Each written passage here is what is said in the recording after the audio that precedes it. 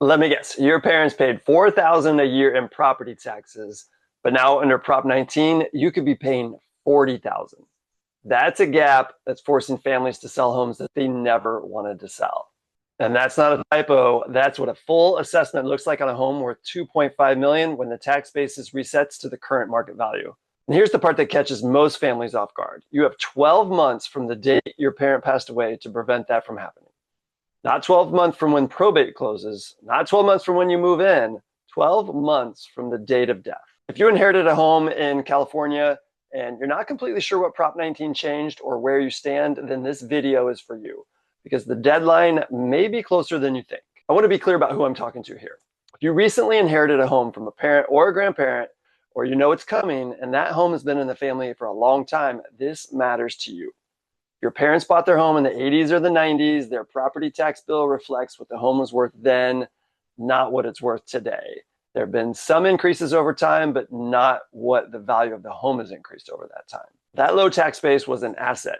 Prop 19 changed the rules on whether you get to keep it. Just a disclaimer here, this is not tax advice. I'm purely just explaining parts of Prop 19 that are factual. Do not take it as tax advice.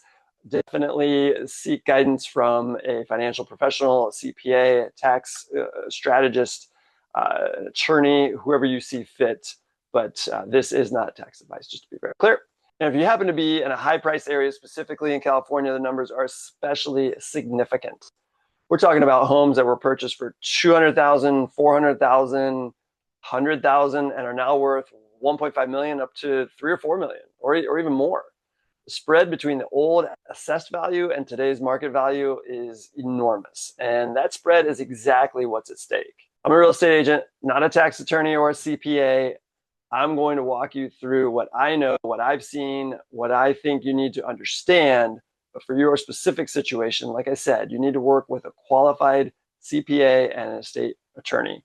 So, and I've already said that more than once. It's very clear. And I have recommendations or referrals if you'd like a contact for one of those. So now let's back up for a second so you understand what actually changed. So before February of 2021, California had Prop 58. Under Prop 58, if your parent left you their home or any property, you inherited the property tax basis along with it. That's called a parent-child exclusion. It meant the county reassessed property taxes based on the original purchase price, not the current market value.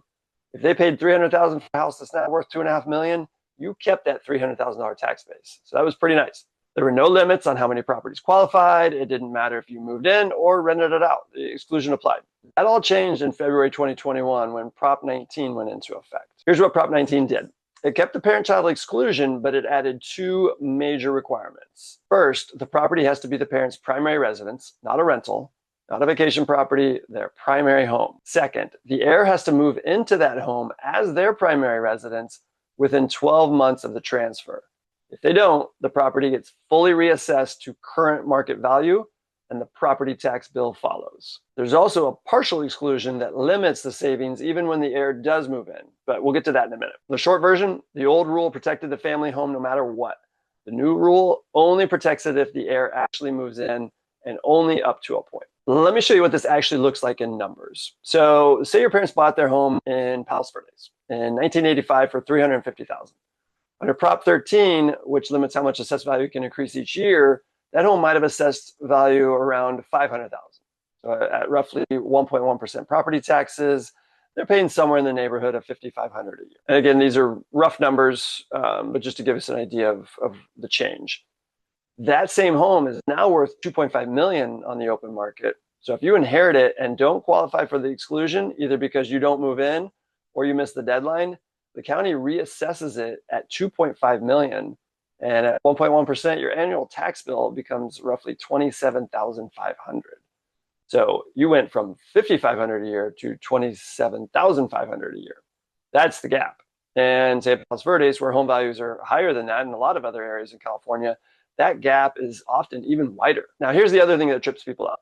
Even if you do move in on time, Prop 19 doesn't give you a full exclusion anymore. It gives you a partial one. And now a lot of the numbers we're talking about here are at the time of recording, and over the years, of course, those things can change. but it's still, so confirm it with the tax professional. But this is just for example purposes at this point. For transfers that happen between February 2025 and February 2027, the exclusion amount is $1,044,586. That means the first $1,044,586 of market value above the original assessed value is excluded from the reassessment, but everything above that gets added to the taxable basis. So let me put that back into some numbers. So so we got the parents' assessed value, 500,000, current market value, 2,500,000. The difference is 2 million. So the exclusion covers 1,044,586 of that. The remaining $955,414 gets added to the 500,000 assessed value. So the new assessed value is roughly 1,455,000. So the tax bill around 16,000 a year instead of 27,500. So it is better, but it's not 5,500. That's still a significant increase, obviously, but it's a lot better than the full reassessment, right? And it's why moving in on time, if it makes sense for your situation, can still save you real money. So every situation is different. The exclusion amount adjusts periodically. Run your actual numbers with the CPA who handles California real estate tax. Again, that's not a plug. That's really a requirement. As a plug, I do have CPAs that my clients are happy with if you need a contact. The 12-month clock, let's touch on that. So I want to spend a few minutes on this deadline because it's the piece that catches families off guard most often. The 12-month clock starts at the date of transfer. In California, that's typically the date of death. Not the date probate wraps up, not the date you get the keys, not the date the person passed away. And here's why that matters. Probate in California is slow, very slow. Straightforward case often takes 12 to 18 months. A contested case can take years. So if the property goes through probate, it's entirely possible and actually common for the legal process to outlast the 12-month window. The heir may not even have clear title by the time the deadline expires. So if the property is in a living trust, the timing works differently. A trustee can transfer title more quickly outside of probate court. That's one reason estate attorneys often recommend putting a property in a trust. If you can put a property in a trust and avoid probate, it will save you a lot of time, a lot of money, and you can see how helpful it is in a situation like this. So it's not just about avoiding probate, it's about protecting timing sensitive decisions like this one. So if you're not sure what kind of estate plan your parents had, trust, no trust, joint tenancy, that's the first call you need to make. Talk to an estate attorney, find out exactly when ownership transferred and what your deadline actually is. And one more thing, the exclusion isn't automatic. You have to file a claim. The form is a BOE 19B if it's a primary residence, or a BOE 19G for transfers between grandparents and grandchildren. We file it with the LA County Assessor's Office. There's a deadline on that filing too, so don't assume it gets handled in the background. You have to stay on top of these types of things. And again, verify the form numbers, verify all this information. This, again, is just purely informative. So let me walk you through some of the situations I see most often, because not everyone's in the same spot. So one, you already own a home, and so you can't move in. This is probably the most common one. You inherited the house, but you have your own home, right? And your own life somewhere else. You don't want to move into the inherited property within 12 months. Exclusion doesn't apply. You get the full reassessment. So the only real question at that point is whether to sell it, rent it, or something else. The other thing is there could be multiple heirs. Maybe it's you and two siblings. One wants to keep it, the other two want to sell. This gets complicated fast, and I've seen it. I work with a lot of estate planning attorneys locally. I work with a lot of clients that inherit homes and families that inherit homes, and it does get complicated. So even if one heir wants to move in, the others hold an ownership stake in that home, and getting to a decision that works for everyone and meets the deadline definitely requires some legal help and sometimes a real estate advisor at the table early in the process. Or the property could be currently rented. If your parent was renting the property out when they passed, it doesn't qualify as their primary residence. The exclusion won't apply regardless of what you do next.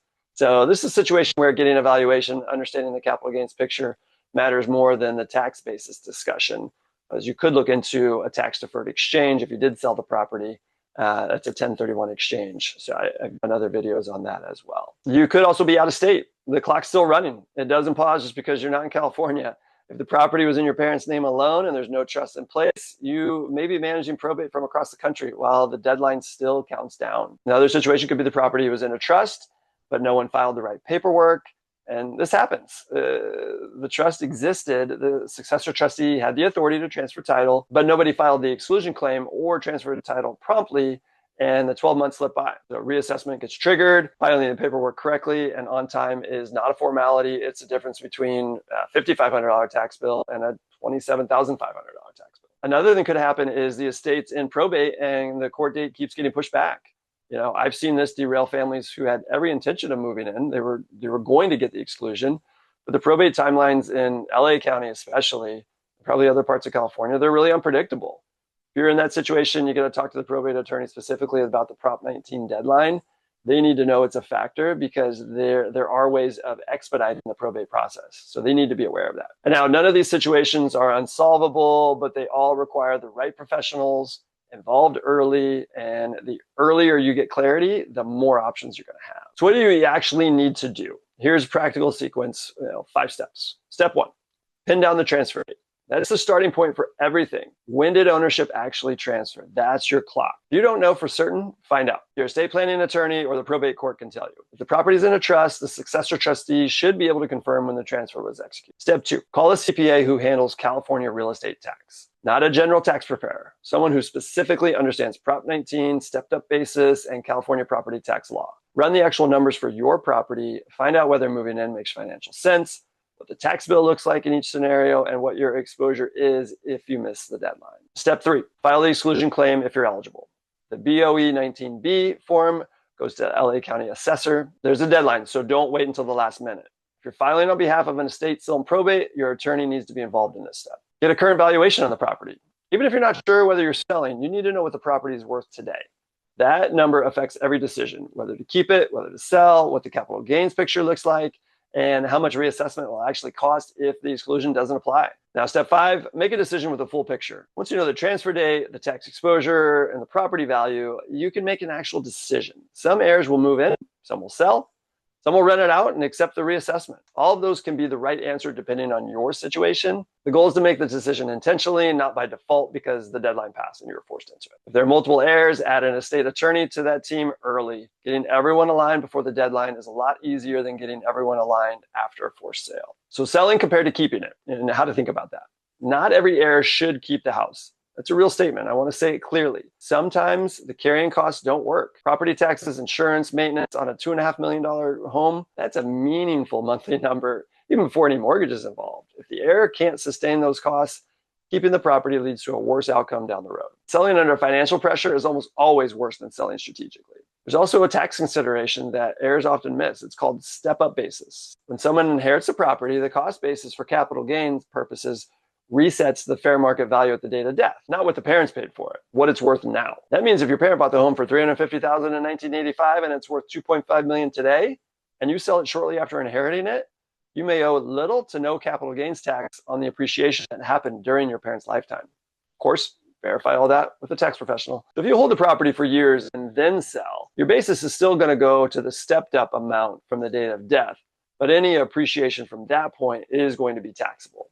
So this is a conversation worth having with your CPA before you decide to hold long-term. For heirs dealing with investment properties, and some families in California are inheriting rental properties, not just primary homes, a 1031 exchange may be a way to defer capital gains while repositioning it into a different investment. That requires specific timing and structure. An attorney and a CPA need to be involved before that decision is made, though. The bottom line, keep the house if the numbers work and it makes sense for your life. Sell it if selling is the best financial move. Just make the decision with actual numbers in front of you, not based on sentiment alone. So what this means if you're in the South Bay market. Palos Verdes, for example, is one of the places in California where Prop 19 hits hardest for 2 reasons. First, home values here are exceptionally high relative to what people paid decades ago. A home purchase in the 70s or 80s for $150,000, $400,000 could easily be worth $2 to $4 million today. That spread between the old assessed value and the current market value is where tax exposure lives. And it's larger here than almost anywhere else in LA County. Second, Palos Verdes has a lot of generational wealth tied up in real estate. Families who have owned here for 30, 40, 50 years. When those properties transfer, the Prop 19 decisions become significant. And when families miss the window or can't afford the reassessment, those homes come to market. I've worked with heirs who had no idea the clock was running. I've seen families sell homes they wanted to keep because no one got them to the right advisors in time. And I've worked with families who handled it well, got the CPA, got the attorney, made a clear-eyed decision, and ended up in a much better position because of it. So that's why I made this video, not to scare anyone, just to make sure the information is out there for families who need it. So just to recap a little bit, what you actually need to do right now. 1, know your transfer date. That's when the 12-month clock started. 2, call a CPA who handles California real estate tax. Run your numbers. 3, if you're eligible, file the BOE 19B exclusion form with LA County before the deadline. And so I want to be clear about something. I'm a real estate agent. I'm not your tax advisor. I'm not your real estate attorney. What I can do is help you understand what the property is worth, walk you through the real estate side of your options, and point you towards the right people to handle the legal and the tax piece. If you inherited a property in anywhere in California or here in the South Bay, then you're trying to figure out your option, reach out. I'll give you a straight answer on what the property is worth in today's market. I'll connect you with the right professionals to run the tax numbers before your deadline. There's a link below to schedule a free consultation. You can also call or text me directly at 310-400-0536. I also have a link in the description to a guide on Prop 19. If this was helpful, then subscribe to the channel. I put out content for California, South Bay, Palos Verdes, a lot of different areas here locally. I do it regularly, market updates, seller strategies, topics like this that most agents don't always talk about. And there's a video here on your screen about some other information. Definitely go check that out, as well as the rest of the videos on my channel. This has been Larson with the Larson Realty Group. Thanks for being here. I'll see you on the next one.